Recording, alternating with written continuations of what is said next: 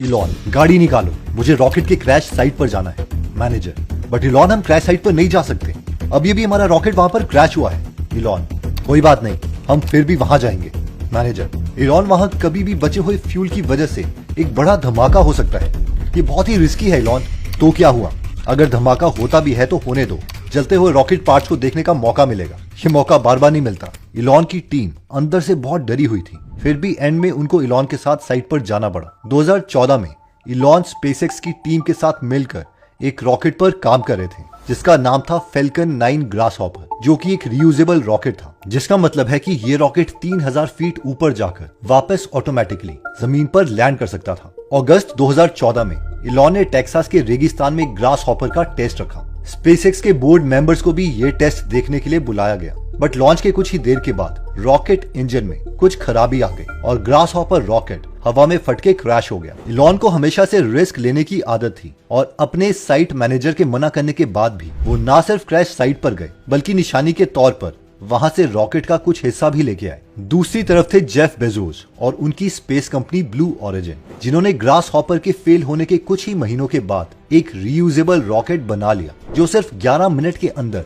न सिर्फ स्पेस में जाकर वापस आ सकता था बल्कि जीपीएस की मदद से अपने टारगेट पर एग्जैक्टली लैंड कर सकता था। इलॉन पर अब काफी ज्यादा प्रेशर था। स्पेसएक्स इस वक्त बुरे दौर से गुजर रहा था और उनका एक फैल्कन रॉकेट जो कि स्पेस स्टेशन के एस्ट्रोनॉट का सामान पहुंचाने जा रहा था, वो लॉन्च के 2 मिनट बाद ही फेल हो चुका था। इलॉन को ना सिर्फ एक फुली रीयूजेबल रॉकेट बनाना था जो कि ना सिर्फ स्पेस में जाकर वापस अर्थ पर लैंड कर सके, बल्कि इसे उन्हें इतना पावरफुल बनाना था कि ये रॉकेट भारी से भारी सामान और सैटेलाइट्स भी कैरी कर सके। इसके लिए इलॉन ने फैल्कन 9 ग्रासहॉपर को पूरे तरीके से रीडिजाइन किया और ब्लू ओरिजिन के रॉकेट लॉन्च के ठीक 4 हफ्ते बाद यानी 21 दिसंबर 2015 को इन्होंने नए फैल्कन 9 लॉन्च की डेडलाइन रख दी। इलॉन ने अपने कलीग मार्क को बुलाया और उनसे कहा, रॉकेट फ्यूल को और ज्यादा ठंडा करो। मार्क, बट इलॉन, हम फ्यूल को ऑलरेडी -350 डिग्री तक फ्रीज कर चुके हैं, इससे ज्यादा फ्रीज करना इम्पॉसिबल है। इलॉन, नहीं, ये पॉसिबल है। मार्क, बट इलॉन, इससे रॉकेट में लीक हो सकता है, हमारा रॉकेट क्रैश हो सकता है। इलॉन, मैं जानता हूँ ये मुश्किल है बट इम्पॉसिबल नहीं है, मुझे नहीं पता, जैसे भी हो फ्यूल टेम्परेचर को और ज्यादा कम करो। इलॉन फ्यूल को इसलिए ठंडा करवा रहे थे ताकि फ्यूल ठंडा होकर कंप्रेस हो जाए, जिससे होना यह था कि उतने ही फ्यूल टैंक में ज्यादा फ्यूल आ सकता था और रॉकेट ज्यादा भारी चीजों को ऊपर तक ले जा सकता था। फाइनली लॉन्च का दिन आ चुका था, काउंटडाउन शुरू हो चुका था। मार्क पहले से भी ज्यादा नर्वस थे। तभी उन्हें अपनी वीडियो स्क्रीन पर कुछ ऐसा दिखा जिसकी वजह से वो डर के खड़े हो गए। मार्क दौड़कर सीधे इलॉन के पास जाते हैं। मार्क, इलॉन, हमारे रॉकेट से कुछ लीक हो रहा है, शायद जो ऑक्सीजन हमने फ्रीज किया था ये वही है। इलॉन, हमारे पास टाइम नहीं है, रॉकेट फेल हो सकता है, जल्दी बोलो, करना क्या है। इलॉन ने कुछ सेकंड्स का पॉज लिया और फिर मार्क से पूछा, ऑक्सीजन लीक से रॉकेट को कितना रिस्क है। मार्क, थोड़ा ही रिस्क है, लेकिन रिस्क तो है इलॉन। मार्क को लग रहा था कि इलॉन डिसीजन लेने में टाइम लेंगे, बट उन्होंने सिर्फ अपने कंधे हिलाए और बिना किसी झिझक के कहा, तब भाड़ में गया रिस्क, होने दो रॉकेट को लॉन्च। फैल्कन 9 सक्सेसफुली लॉन्च हो चुका था और स्पेस में जाकर अब वापस लैंड करने वाला था। लैंडिंग के टाइम इलॉन से रहा नहीं गया और वो कंट्रोल रूम से बाहर निकल के रोड पर आकर लैंडिंग देखने लग गए। तभी लैंडिंग के एन वक्त पर जोर से बूम की आवाज आई। इलॉन को लगा उनका रॉकेट क्रैश हो चुका है। इलॉन का दिल टूट गया और वो वापस मुड़ के कंट्रोल रूम की तरफ जाने लगे और तभी कंट्रोल रूम से उन्हें जोर जोर से चिल्लाने और सेलिब्रेट करने की आवाज आई। इंजीनियर्स कंट्रोल रूम से भाग के बाहर आए और इलॉन से कहा, इलॉन, वो देखो, पीछे देखो, फैल्कन लैंड कर गया है। बूम की आवाज रॉकेट के क्रैश होने की नहीं थी बल्कि इसके लैंड होने की थी। और जब इलॉन ने पीछे मुड़ के देखा तो फैल्कन 9 एग्जैक्टली अपनी लैंडिंग साइट पर खड़ा था। इसके बाद इलॉन, मार्क और पूरी टीम ने पूरी रात सेलिब्रेट किया। लैंडिंग के सिर्फ कुछ सेकंड्स पहले इलॉन ने बिना डरे इतना बड़ा रिस्क ले लिया था और मार्क को इलॉन का यह रिस्क लेने वाला तरीका इतना अमेजिंग लगा कि इस लॉन्च के कई सालों के बाद तक उन्होंने इलॉन के उस वीडियो को ऑन रिपीट देखा जिसमें वो लॉन्च से ठीक पहले डिसीजन लेते हैं रॉकेट को लॉन्च करने का। और ये पहली बार ही नहीं था कि इलॉन ने कोई बड़ा रिस्क लिया था। इनफैक्ट ये रिस्क लेने की हैबिट उनके खून में थी, जो कि उन्हें अपने नाना से मिली थी।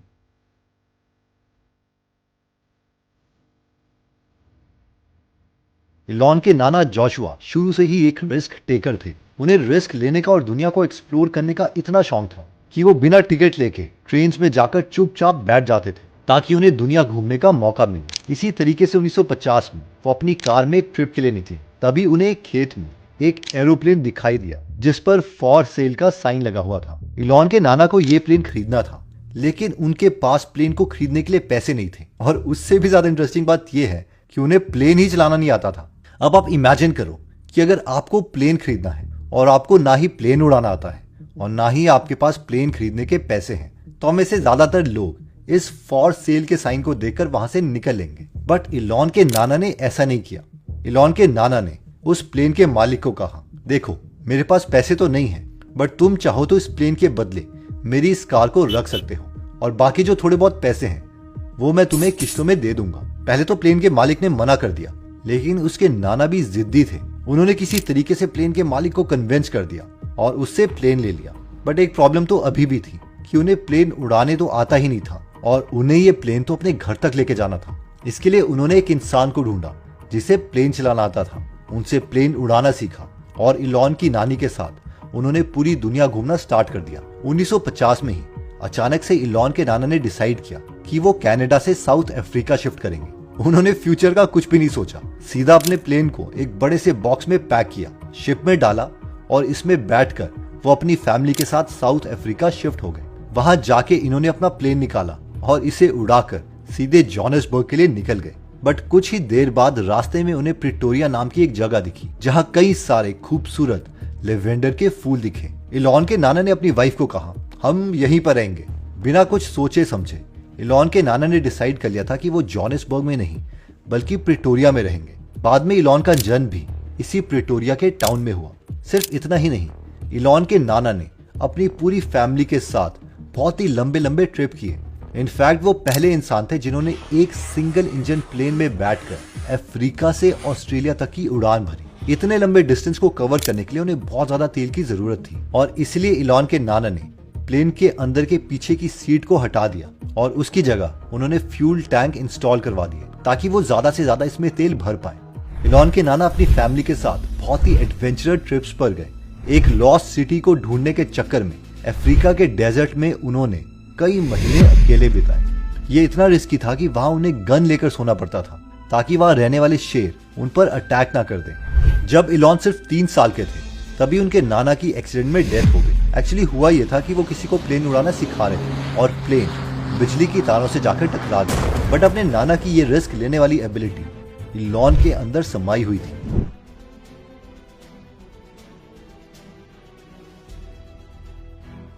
इलॉन के 42nd बर्थडे के लिए उनकी वाइफ ने जापानीज थीम वाली एक पार्टी ऑर्गेनाइज करी थी जिसमें काफी सारे जापानीज लोग वहां पे बुलाए हुए थे।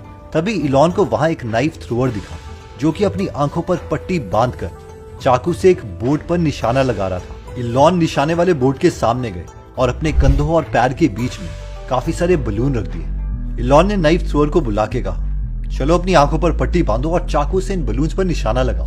सब इलॉन को देख रहे थे। इलॉन ये बहुत डेंजरस है, तुम्हें चोट लग सकती है। पर इलॉन को डर नहीं लगा। उन्होंने कहा, कुछ नहीं होगा, तुम निशाना लगाओ। थोड़ी देर के बाद पार्टी में सुमो रेसलर्स का एक ग्रुप को बुलाया गया जो कि गेस्ट को सुमो रेसलिंग करके दिखा रहा था। तभी इलॉन ने एक सुमो चैंपियन को रेसलिंग के लिए चैलेंज कर दिया। सुमो चैंपियन का वेट 160 किलो था और इलॉन के पास जीतने का कोई चांस नहीं था।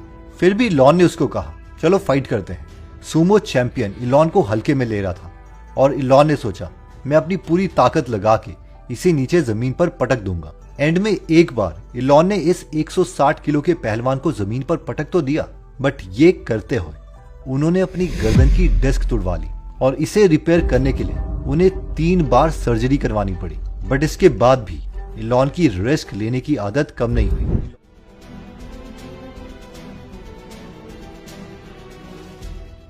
इलॉन, मॉम, डैड, हम सबको यूएसए शिफ्ट करना चाहिए, वहां बेटर अपॉर्चुनिटीज है। इलॉन साउथ अफ्रीका से अमेरिका शिफ्ट होना चाहते थे, बट इलॉन के पेरेंट्स को इसमें कोई इंटरेस्ट नहीं था। इलॉन, ओके, अगर कोई नहीं जा रहा तो मैं अकेले ही अमेरिका चले जाऊंगा। इलॉन के नाना का जन्म यूएसए में हुआ था और गवर्नमेंट को ये रीजन देके 1989 में इलॉन ने यूएस सिटीजनशिप के लिए अप्लाई किया। बट इलॉन की माँ का जन्म कनाडा में हुआ था और इस रीजन से इलॉन को यूएस ने सिटीजनशिप देने से मना कर दिया। इलॉन ने सोचा मुझे पहले कनाडा की ही सिटीजनशिप के लिए अप्लाई कर देना चाहिए। मेरी माँ का जन्म यही हुआ है और यहाँ की सिटीजनशिप मिलना बहुत आसान है। इलॉन के फादर कनाडा जाने के लिए रेडी नहीं थे, तो इलॉन ने अपनी माँ, भाई और बहन सबके पासपोर्ट और डॉक्यूमेंट्स निकाले, उनके फॉर्म्स को भरा, अकेले ऑफिस गए और कैनेडियन सिटीजनशिप के लिए अप्लाई कर दिया। इलॉन के डैड ने उनसे कहा, तुम्हें कुछ ही महीनों में वापस आना पड़ेगा, तुम वहाँ जाकर कभी सक्सेसफुल नहीं बन पाओगे। बट इलॉन को इससे कोई फर्क नहीं पड़ा और वो अकेले ही ऑलमोस्ट खाली हाथ मॉन्ट्रियल कनाडा पहुंच गए। पैसे के नाम पर उनके पास सिर्फ $4000 थे, जो उनके पेरेंट्स ने बड़ी मुश्किल से अरेंज किए थे। यहाँ तक कि इलॉन को ये तक नहीं पता था कि वो कनाडा में रहेंगे कहाँ पर। अपने साथ वो अपनी माँ के रिश्तेदारों की लिस्ट लेके गए थे, जिसमें से ज्यादातर लोगों को तो उन्होंने कभी देखा भी नहीं था। एक हफ्ते के बाद इलॉन को पता चला कि उनका मार्क नाम का एक कजन मॉन्ट्रियल से 3000 किलोमीटर दूर एक टाउन में रहता है। इलॉन ने डिसाइड किया कि वो मार्क के पास ही जाके रहेंगे। कार या फ्लाइट में ट्रेवल करने के लिए इलॉन के पास पैसे नहीं थे, इसलिए इलॉन ने एक बस पास बना लिया, जिससे वो 6 महीने तक कनाडा में कहीं भी बस में घूम सकते थे। अपने कजन के घर तक जाने वाली बस उन्हें मिल गई थी, जिसमें इलॉन ने अपना सूटकेस डाला और वो इस बस में बैठ गए। बट रास्ते में इलॉन के साथ एक बहुत ही बड़ी ट्रेजेडी हुई। इलॉन को बहुत जोर की भूख लगी थी, इसलिए वो रास्ते में एक बस स्टॉप पर उतरे और अपने लिए लंच ढूंढने लग गए। बट तभी बस के निकलने का टाइम हो गया और इलॉन तेजी से भागे और किसी तरीके से अपने बस में वापस आ गए। तभी अचानक से बस ड्राइवर ने उनसे कहा, अरे तुम यहाँ पर हो, मुझे लगा कि तुम अपने बस स्टॉप पर उतर गए होंगे और इसलिए मैंने ये सोचकर तुम्हारा सारा सामान वही बस स्टॉप पर रखवा दिया। उस सूटकेस में इलॉन के सारे पैसे और कपड़े थे, जो कि पीछे छूट गया था और अब इलॉन के पास पैसे के नाम पर सिर्फ कुछ चुनियां ही बची थी, जिसकी मदद से वो किसी तरह अपने कजन के यहाँ पहुंचे। बट इलॉन को इससे कोई फर्क नहीं पड़ा, रिस्क लेना तो उन्हें पहले से ही पसंद था। इलॉन अपने कजन के घर 6 हफ्तों तक रुके, जिसके बाद इलॉन ने फिर से अपना बस पास बनवाया, वापस एक बस में बैठे और हजारों किलोमीटर दूर ट्रैवल करके वो अपने मामा के पास वैंकूवर चले गए, जिनके यहाँ कई दिनों तक इलॉन ने एक लकड़ी के मिल में काम किया। इलॉन तब सिर्फ 18 साल के थे और इतनी कम एज में वो न सिर्फ अकेले कनाडा आए, बल्कि एक अनजान देश में बिना किसी जान पहचान के उन्होंने हजारों किलोमीटर ट्रैवल किया, अपनी पहचान बनाई और फाइनली जब उनकी माँ और भाई बहन कनाडा पहुंचे, तब जाकर इलॉन कनाडा में सेटल हुए और अपनी पढ़ाई उन्होंने पूरी करी।